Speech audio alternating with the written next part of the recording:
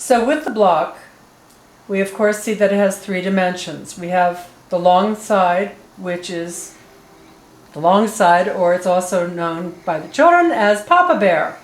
And then we have Mama Bear, or the medium side, Baby Bear, the small side, and the point. And then as you see that this crayon has been used a lot more, and some of those edges have worn down. It is the edge that is what is going to be putting the color down. We're not using the flat surface because that will not get the color as much as the edge itself. So when we're holding the crayons, if we're going to use more force, we hold the crayon like this between the index and the thumb, and we can press down and use the force. If you want a lighter touch, then you're holding them like this or like this, and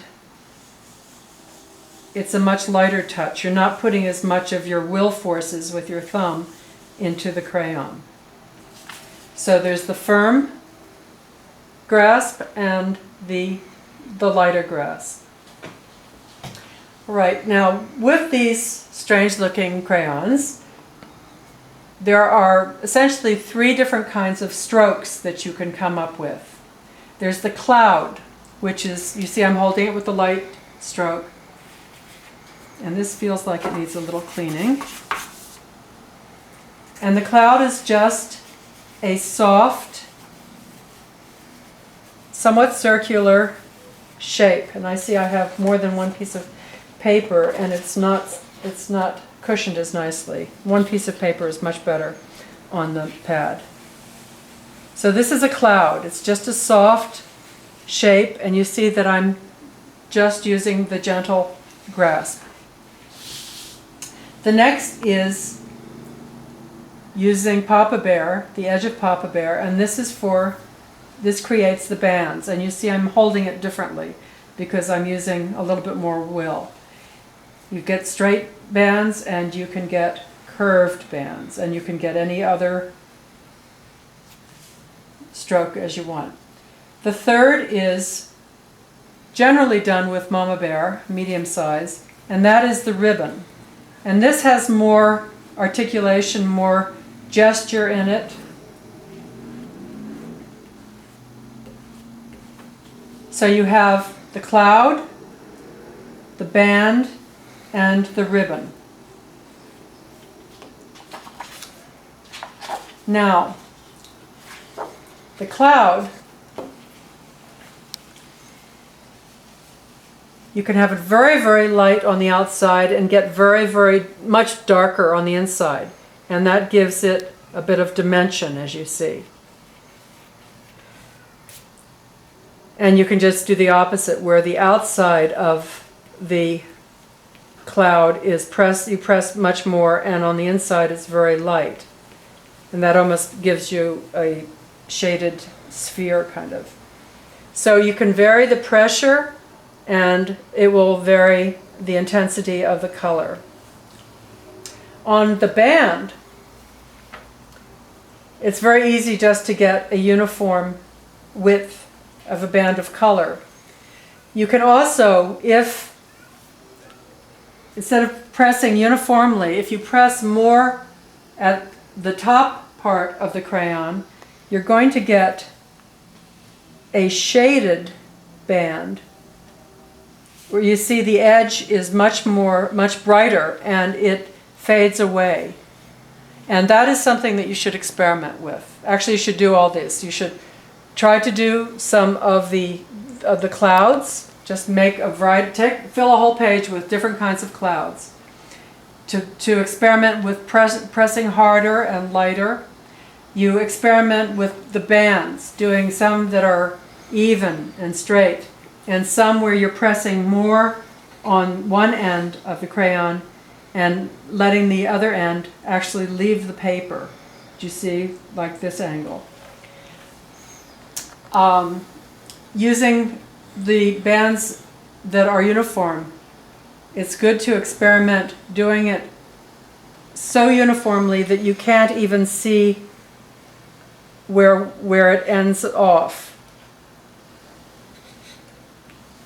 So you're essentially learning how to control the crayon so you could fill a whole page with a soft amount of color, and you can barely see the stripes. I guess I've done a little bit of the stripes, but here less so. Here I'm going to make it a uniform size. But then I can, if I start at the bottom and just start going up, but as I'm going up I turn the edge of the crayon, you'll see that it ends up varying the width of the band. Maybe I'll try one with the broader. So that's where it's uniform. And here it's going up and twisting. Okay. You might wonder when you would use a stroke like that. When we're doing our trees, you'll find that these come in very handy because the trunk of the tree is going to be much thicker, and as it branches out, the branches become much thinner. There'll be many other times too where this kind of stroke will be used, and so I recommend that you practice this too. Now, this is all for you the teacher, to learn how to color with these block crayons and learn how to master them. When it comes to your teaching the children, you probably won't break up the different steps of the techniques individually like this. But when it comes to actually showing them how to draw a bird or show them how to draw the tree, then you can show them, if they push their crayon this way and then they turn it sideways, that they can come up with that. You don't want to separate the technique from the actual experience of what they're trying to draw, because that's too intellectual. So, but for you, I'm sure you can handle this, and so it's good for you to try to master this. You could try something where you're going up and it's getting thinner, and then it gets thicker again, and then thinner. You know, there's so many different things that you can try to do with, just play with them. I think you really need to play with them. Remember, you've got the clouds, the bands, and all the varieties of the band, and then the ribbon, which is what I was playing with there. And the ribbon too is, you know, you'll find that that will be for articulating some more detail, and we try to stay away from line as much as possible in our drawings, but yet working with the mama bear, that much of a line is something that we can certainly work with that will help us with our drawings. Of course, when you have the new crayons, the edges are very sharp and crisp, and when you draw with them, sometimes they leave very sharp lines on your page. And so if you go through the exercises that I'm giving you now, with your new crayons, you'll be able to wear down the edges a bit and soften them up. Now, this crayon, of course, has been softened up, but the edges have been. Another thing about the crayons is the way you store them. Now, if you have a box where they can sit next to each other, that's the best. Some of you have multiple sets of crayons, and if you're going to be working with just the primaries, you might want to have 3 little baskets on the table where all the reds and all the yellows and all the blues are kept. Or perhaps if you have a little box where they could sit next to each other to try to keep them clean, because if they bump up against each other, they often trade off colors, and then you have to clean your crayons. And as I said before, using newsprint to wipe off the crayons as much as possible is good. Another thing that you can do, some of the parents have told me, that works quite well is using dish soap. I've just used paper, but they said if you use a little dish soap and a rag, you can clean off some of the dirt that's on the crayon too. We've talked about having just the primary colors, and now we're going to see the magic that can come from just working with those three to create the secondary colors. So we first start, take a clean page, and for these exercises you can just tear a page in half and just use smaller sheets. Make a cloud of red, just a soft pinkish looking cloud of red. And now go over it with your yellow. And of course you're going to end up with a nice orangey color. Now do another cloud of red.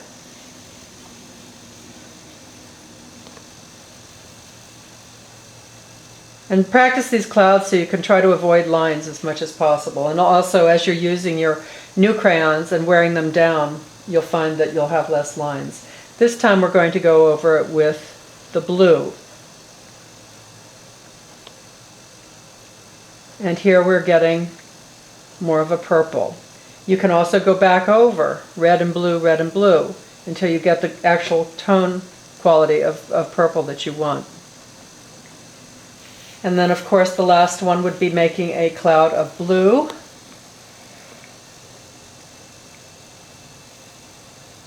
And going over it with the yellow.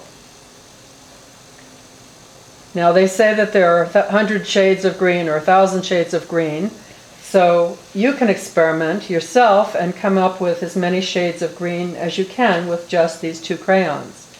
Maybe you make a yellow cloud. I don't know if you can see this on the page, but there's a yellow cloud there, and then we can go over it with the blue, and it has a green of a different quality. So you can play with your colors in this way, just on one side of the page. Now we're going to do something that it's a color exercise that I suggest for adults, and this is what it ends up looking like. And the reason I say it's for adults really and not for children is because whenever we color something with children, we always want it to be related to something that they know, something that they've experienced. Now, this is a color circle that I have never really seen in nature.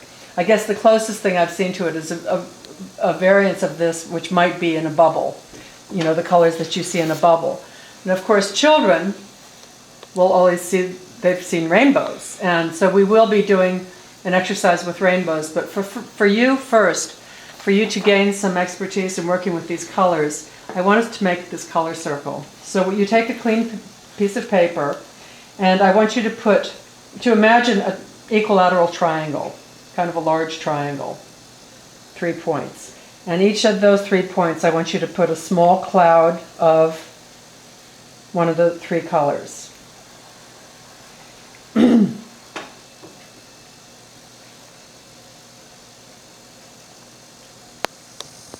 Okay, now connect them with your finger in that sense to try to make a circle. It can be an oval, it doesn't really matter. And you're going to start to draw the cloud out towards its neighboring color. And keeping it light, as I say, always keep it light. You can go back and make it more intense later, but keep it light to start with. And that's true with all of the drawing that we're going to be doing. So we draw the color towards its neighboring color. Now I will bring the red towards the blue. Always in the pastel, always keeping the very pastel and very light. And here towards the middle area between the 2 colors, they overlap. And of course here we're starting to get a purplish color. And then you can make it so that the red just disappears into the blue. And the blue will disappear into the red. Okay, let me continue the red towards the yellow now.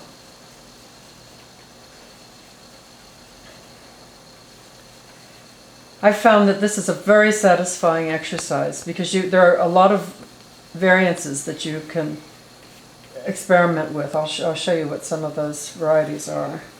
Okay, so the red is going towards the yellow, and now the yellow is going to reach up towards the red.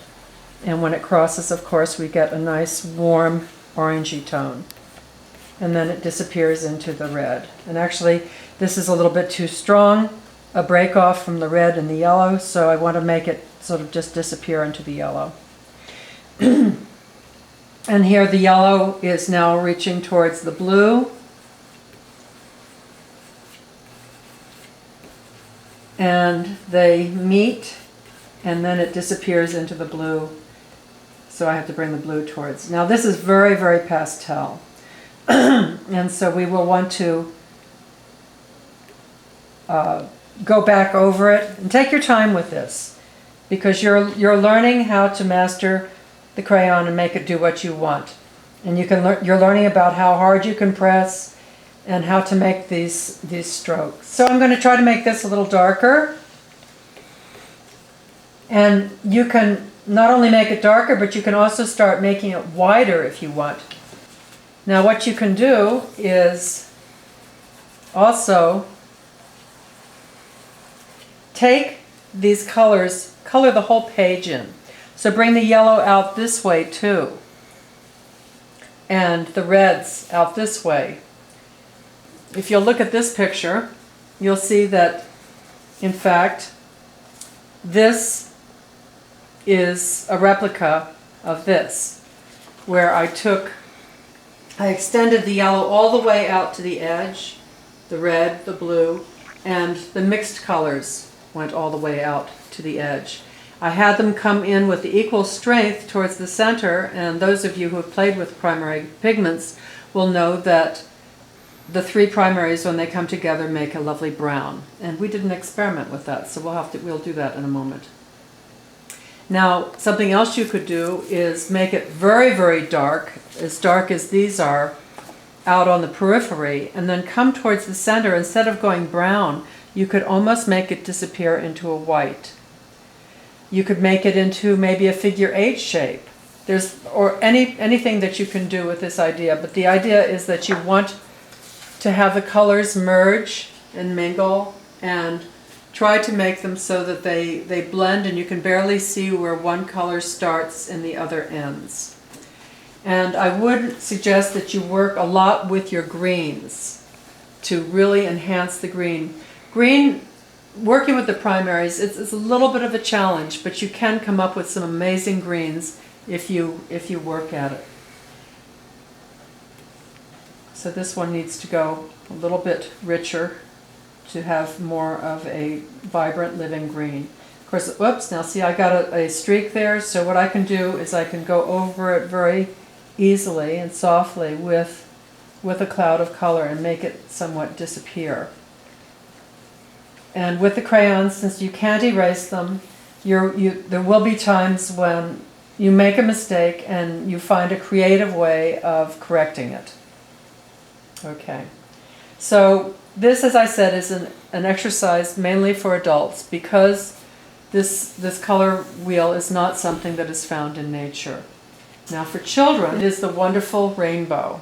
And those of you who have really observed rainbows perhaps know what color is outermost on the rainbow, the highest color in the arc, and that is red. So if I had a larger piece of paper, I could have much more of the gesture. And here might be a time when you might want to start with a larger paper when the children are doing their rainbows, so they can get this wonderful arc. It's almost when you're doing form drawing, you have the children move the gesture with their body first, and then with their arm. And so they have this real sense of how it feels kinetically to make this gesture that they will then be drawing. And then they have their blank paper. You just have them draw it with their hand. And so then we say that just try to find that arc on the page just with your fingers, without even using the crayon. And you want to go from one side to the top and down to the other. Now, one thing that I will be telling you over and over again when we're actually starting to draw pictures is that we always start with a ground line. And the ground line is a little tool that we use to orient ourselves to the picture and to the page and to be able to visualize where things are going. And I usually do a ground line with yellow, which you can't see very well, but as you're working over your picture, you can see where the yellow is. And that way you can change it whatever you might want to make the bottom part of your picture later. It doesn't matter if there's a band of yellow there. So here's my yellow ground line. And I'm using Papa Bear, and I'm using that the more forceful grip of the crayon. All right, now we go back to the to the red that I told you about, which is the outermost color. We're going to use Papa Bear, and I've practiced. We'd say I practiced, and now you try very, very lightly so you can barely see it. You make the arc, and the child will try to, and you want to try to keep it the same intensity. The same intensity, and it's very light to start with. No straight lines if you can avoid it. And it should be at least as wide as Papa Bear, and it could be a little bit wider. So if you go over it, you're making it a little bit wider. Okay, but keep it light, and have the children keep it light. The next color in the rainbow is the yellow. And we're going to first start with Papa Bear beneath where the red was. So there's pure yellow in its own right, without being mixed with anything first. So there's some nice yellow. And now you can take it up halfway into the red, so that we have now a band almost the same size of red, then of orange, and then of the yellow. And this you can work over, but let's get the colors down first. Okay, now I'm going to need to make the yellow a little bit broader still, because we know that blue is coming next. Papa Bear blue, very lightly underneath the yellow, very light touch. This is where practicing those bands earlier helps you to be able to keep a nice even texture. And don't forget your pad. Actually, I shouldn't have both pages under there. Don't forget to have the pad under your drawing. And now I can start bringing the blue up into the yellow to get a band of green. Next time you see a rainbow, go out and examine it and see how the colors play one into the other. It starts with the red furthermost out. And now you can go back and redo the colors and work with them and practice with them. If you really examine a rainbow, you might be able to notice that there's a little bit of magic that happens right on the inside of the rainbow, and that is the little bit of this ultraviolet. It's just sort of a trick of the eye. You may see it or you may not. And that we're using Mama Bear red and just catching the very bottom part of the blue. Just the very bottom part. And there's something very satisfying about having these going through all of the colors, the red, the orange, the yellow, the green, the blue, and a little bit of the violet.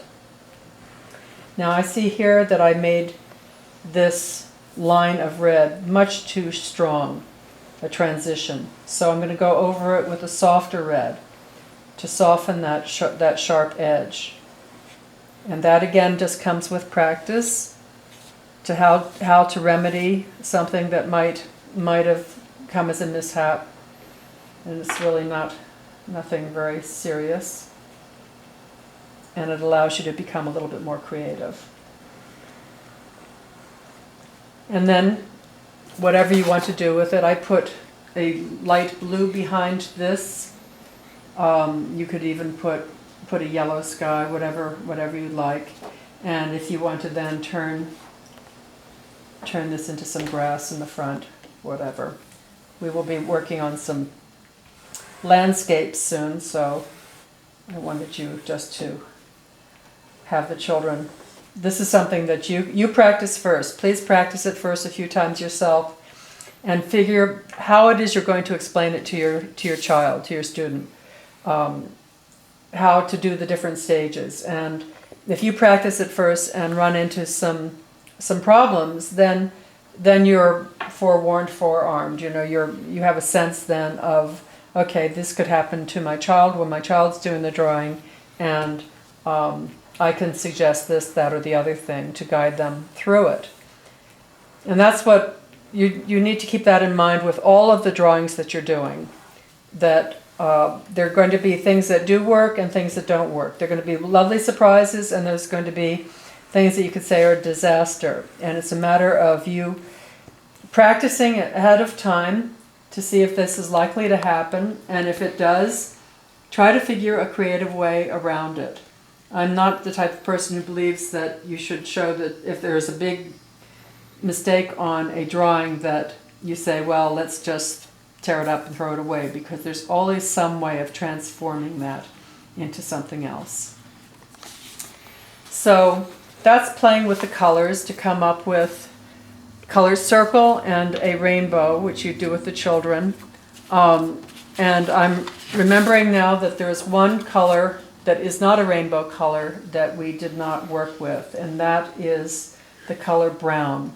And as I said before, the brown, of course, is coming with combining all three of the pigments. So if we start with a nice cloud of red,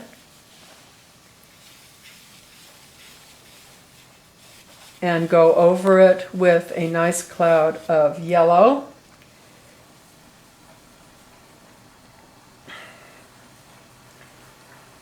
we get an orange.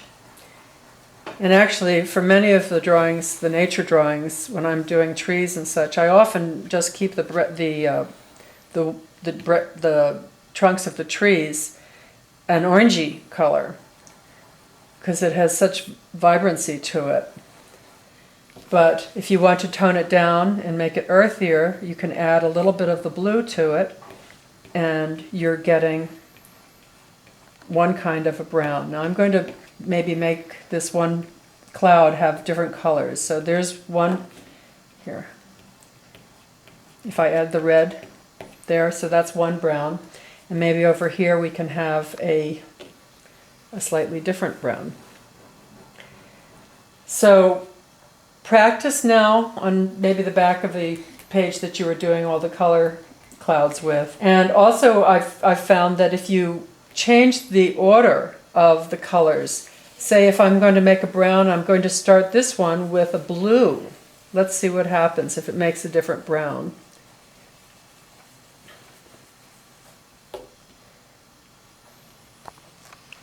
Red.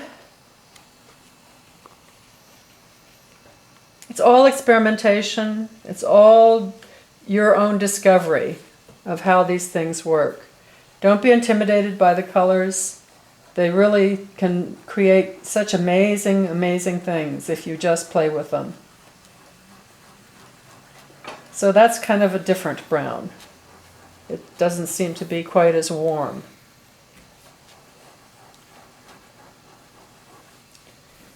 And see how many different browns you can get, just as you did with try to see how many different greens you can get.